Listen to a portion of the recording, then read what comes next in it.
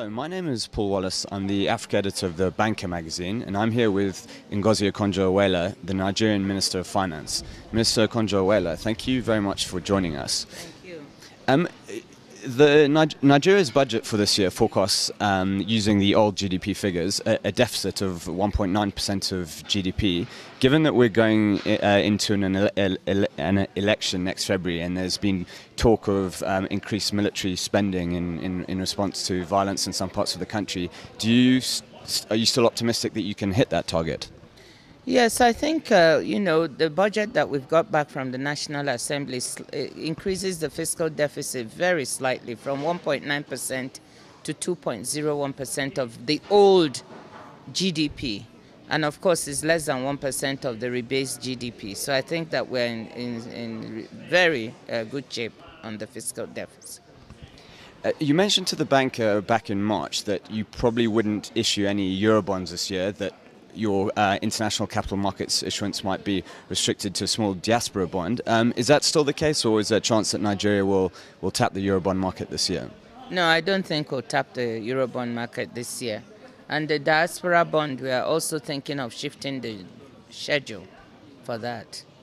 We're still working on it, but it may be later in the year, or even early next year. Nigeria spends a lot each year on fuel subsidies in the region of sort of $6 to $8 billion a year on fuel subsidies. Is there anything on the cards at the moment to look at reducing them again? I think it's not very likely, because this is an election year, so this is a very tough policy, and I think we were very brave. The president was really brave when he rolled back 50% of it, so I'm not sure that it's likely this year that we'll do any more. There's been quite a bit of speculation about oil theft in Nigeria and things. The budget forecasts production of 2.38 million barrels per day this year. Are you confident that Nigeria can hit that level? I'm reasonably confident. Thank you. The performance we've seen thus far this year is delivering what we need to the budget. So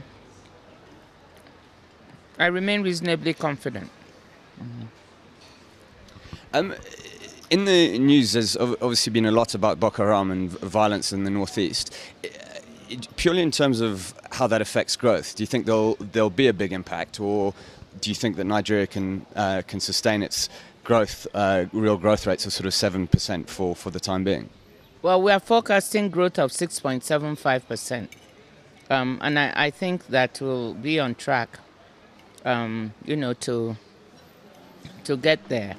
I think that we've already taken account of the impact of the fall-off of some activities in the northeast of the country, and we think that 6.75% is a doable number. Mark you, the IMF is forecasting 7.2%. Given that we're not far off the Nigerian elections in February next year, already there's a bit of talk about which ministers will stay on and which ones won't. Can you say anything at this stage about your future, or at least whether you'd like to stay on as finance minister? Obviously, the PDP winning the elections and so forth. The answer is no comment. Minister Okonjo-Iweala, thank you very much.